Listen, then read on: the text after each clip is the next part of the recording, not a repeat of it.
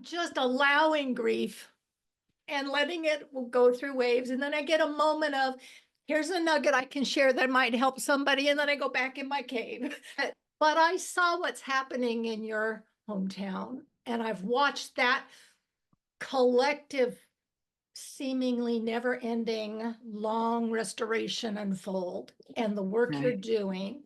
And then we got the election, and I got gut punched like I've never experienced, but welcome to my white bubble, right? Yes. Yes. Yes. And so it's been really challenging, but you came to mind right away because I Yeah. thought, I can't think of anybody better equipped or more grounded than you to talk to us, to revisit about collective trauma, unresolved grief, and rituals or practices. So, anger, they get stuck in anger, or they get stuck in bargaining, or they're afraid they're going to get stuck in depression, and we're so afraid of the feelings that God knows what kind of damage we'll do to ourselves and each other trying to avoid that. We can't afford it. We can't afford to not feel, to go numb. The first few weeks in my high school, there were race riots, and I began to understand that there were things in the culture that I didn't know about.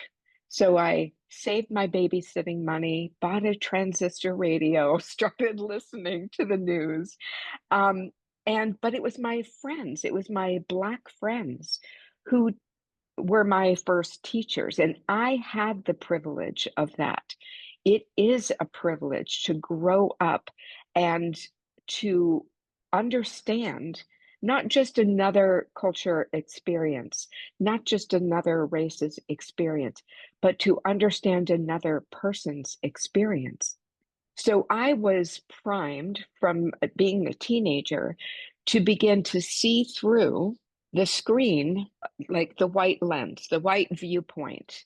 For many years, I attended the Ancient Wisdom Rising conferences, where many of us white people sat at the feet of the elders around the fire and learned about these different cultures, which led me in 2016 to train with Francis Weller, the author of the book, The Wild Edge of Sorrow. And he was trained by the Dagara elders in West Africa. They consider that when a loss happens, whether it's someone in the community has died, or there's a divorce, or there is a more collective loss that's happened to the whole community, the culture considers that loss something that has happened to the entire community. And so they grieve that loss over time together in community. So they had questions for Francis when he came to learn from them and learn from the culture. And they were shocked when they realized that in America, the only loss we have ritual for is death. When someone dies, we have a funeral, we have a memorial service, but we have nothing for the other losses, including the collective loss that in America we have just experienced. And it is what Black women are telling us as they are taking their rest is, you guys, you white women need to get your shit together and figure Yes, out how to be community for each other without yes, relying on us to fix this for you. I hear right, that loud and clear. right. So the night after the election, I was, and by the way, I like you, it sounds like you were blindsided by the results of this election. This is not what we were expecting, partly because we had worked so hard to make it turn out a different way. We saw the energy and the vitality and the connection at Kamala's rallies, Mhm. and we saw the difference between his rallies. So we weren't expecting this result. For most of the day, I was crumpled in a heap. I was grieving with other friends, and I knew I needed something more than that. Mhm. That night, there was a gathering, a Zoom gathering of 5,000 white people on the Showing Up for Racial Justice, in the Showing Up for Racial Justice community. And it was talked about how we need to grieve. But unfortunately, none of them were really trained in that grief work. And I was in a like a Himalayan salt rose petal bath, trying to, open my body to the waves of emotion that I was feeling. And there was all this recommendation for what we do next. Go ahead and grieve, they said, and then Yeah. we need to do this and this and this. And I was like, okay, we're missing the mark. So I am assuming that you want to talk about some of the grief practices. Yes, I want to talk about what they missed because in my HR corporate experience, you get 3 days of bereavement. I don't care who you've lost. And that has always been the most inane, insane thing to me. Because I'm going to be better in 3 days. I'm going to be coming out of shock in 3 days. And now you want me to be fully functioning? That is not Oh, ever. if the person is a spouse or a child, it may be 3 months before you come out of shock. God, Yeah. God. Yeah. So our culture has an opportunity, or Yes. we who are taking this opportunity, we have a chance to mature our relationship with loss as we go through um, this experience. Grief is actually work, and grief is a process that takes time. Some of it can be done individually, and I can share some tips on how to do that. But much of it must be done in community, where we are really creating a sacred space to catalyze, to metabolize the collective emotions that we're feeling. If you think there's an interest, Kim, in your community, I'm happy to facilitate a Zoom grief retreat. It's much better if we can come together in person Yes. and do it in person, but it's possible to do it on Zoom, and I'm willing to do that. But here's the thing. Many of us have the misperception that grief is comprised only of sadness, and that's incorrect. I want you to imagine a vertical continuum with an arrow at the top and an arrow at the bottom and a midpoint. Mhm. And I want you to imagine with me that that continuum is the continuum of human emotion and experience, as Brene Brown would say, human emotion and experience. And everything above the midline Mhm. is comfortable. Uh-huh. Everything below the midline is uncomfortable. Yeah. And I believe that that's how humans experienced the range of human emotion until patriarchy. And then the ancient patriarchs began calling everything below the midline bad or even evil. In Right. the Old Testament, we've got the story of Job. And when misfortune happened to him and he was grieving, his friends came around and called him, they said, you must have done something evil. Yes. And so then we start to resist. We Mhm. start to learn to resist and push away those uncomfortable emotions rather than accepting them as simply part of human experience. In 1997, when my son was killed in a car accident, I was 42 at that time. And before then, I had always been able to do this with Mhm. my uncomfortable emotions, right? Yeah. And I was under that misperception that grief meant sadness and crying. I didn't realize that grief includes everything below the midline. It includes frustration. It includes anger. It includes rage. It includes sacred rage. It includes all of the emotions. So I had this really immature relationship with grief before my son was killed. And the intensity of that loss, of losing my future, of losing my child, ripped away from me all of my resistance. I didn't have a choice. After a couple of months, when the shock wore off, there were days that I went through these waves, contractions, like birth contractions, or 90 seconds to 3 minutes at a time. I was just sobbing in a heap. And then I would take a breath, and then, a new wave would hit. And my youngest child at that time was in first grade. And I would get her on the school bus and just let myself weep. I recognized I need to work. I need to raise my children. Like, there are things I need to do, but I recognized I also need to make room, make time for my grief. I'm going to share some tips on what I did as an individual to support myself in going below the midline and grieving individually. I was at that time in a marriage that wasn't healthy, and there was a good bit of abuse going on.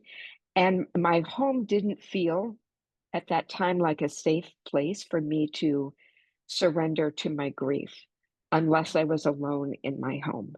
So it was my car that became my sonic sanctuary. And I found Enya songs and Lorena McKinnon songs. And I found all kinds of music that I put on a grief playlist. I would sing along until I just started wailing and sobbing. And did people that I was stopped next to at red lights notice that I was in my car wailing? Probably, maybe. Most Americans who don't have a regular physical, mental, emotional, spiritual practice like Tai Chi, yoga, Qigong, uh, martial arts, like any physical practice, even like a walking meditation practice, our bodies may be moving, but we're mostly up in our heads. Yeah. And to catalyze grief, we have to be in our bodies. So I made sacred appointments to myself that I was going to attend 2 yoga classes a week. In those first few years, after my son died, I would set up at the back of the room. And as soon as my body was aware that, okay, we're in the body, we're not just in the head, we're in the body, the tears would come. Mhm. And I would practice in the back of the class, weeping the entire time. And as soon as was over, I would grab my stuff and run out the door and just carry on my grief practice in the car. So find yourself, if you don't have one, find yourself a physical practice that when you do it, you can let yourself feel the feelings. There is sadness and grief that those of us who are in spaces of racial equity and social justice, there's sadness and grief we're feeling, and there's also sacred rage. I'm going to share some tips for that because these waves of emotion cannot just be processed by talking about them. They must be moved through the body. And so my knees don't let me run anymore, but for some people to run while listening to their Sacred Rage playlist is an option where they're just really running out the rage. For me, I have to take uh, a walk in the woods and find a big stick and just beat the ground with the stick and thank the land for holding sacred space for my rage, or take a plastic bat and beat a pillow, or put on my Sacred Rage playlist and dance, stomping, angry, sharp movements to process this through my body. When you were talking about it has to process through your body, I go back to work I did personally for sexual abuse trauma as a child. Every time I would go into my body, it felt like returning to the scene of the crime. Yes. And it was such a process Yeah. to take the risk of feeling all that I feel and seeing what I saw and knowing what I know and saying so. Because for me, the healing was in the getting it unstuck and out. Out. Some of what I see happening in women is that if they have unresolved trauma from other eras of their life, if they didn't do that body work when they lost a child or a marriage or a job or whatever, or if they were victims of abuse or narcissism or this this is almost like a trauma response that's causing Yes. people to freeze, fight, Right. flight, or freeze. Right. And I knew in my first 2 hours of wailing, what does this do to your racial equity work? So is this where you're going to retreat to your white bubble, blend in with the crowd, go along to get along? Because you can, it's an option for me. Or are you going to stay the course? And how are you Right. going to do that? Right. Right. And so that was Yeah. the first and only decision I could make was I am not quitting. That's all Right. I know. I am not Right. quitting. You don't get rid of me that fast. No. But neither am I buying into anybody else's version of how this story is supposed to play, Yeah. including my God love him husband who worries about me on a daily basis because I'm so freaking emotionally Abs- unpredictable right now. Those of us who hold the value for civil liberty and freedom and justice for all, including our Black and Brown friends, including our children who are trans. Yeah. They're not just trying to put a label on us of woke. They're trying to make it unsafe for those of us who are in these spaces doing this work. They're trying to silence us. When you move your body differently, it sends a different signal. What does it do for that generational trauma? Well, my teacher, Frances Weller, talks about the gates of grief. Okay. And the only real acknowledged gate of grief that our American culture has so far acknowledged is that everyone, everything we love, we will lose, right? Yeah. And so, someone we love dying, or a divorce, or something like that, we So must have others. it takes me back to Brene Brown and her teachings on shame. Okay. Yes, And yes, and I think about, never let them see you sweat, never let them see you cry, do it yourself, yes, self-sufficient, all the things that yes, a woman in business of a certain age was steeped in order to be successful, right? And that the most difficult thing in the world is to let somebody see me cry. It took me years to learn to say, ouch, that hurt, instead of pretending or masking or, right, medicating. right, right. So I see the inherent wisdom and the absolute abject fear of returning to the scene of the crime. I want us to think about women in these racial equity and social justice circles. I want us to think about our options. Let's just speak them out and make them clear and plain. Our options now, as Trump and his team have taken over, and I have watched many of his speeches. I have listened carefully to what he's saying, and I have deep concerns that our democracy, which began to hang by a thread in 2010, when the Supreme Court passed Citizens United, that thread has been severed. On my way into early voting last month, there was a woman in a MAGA t-shirt and hat that wanted to hand me the Republican roster of candidates. Mhm. And my response was, I don't need that. I'm a single issue voter. My single issue is that I'd like to keep voting. Right?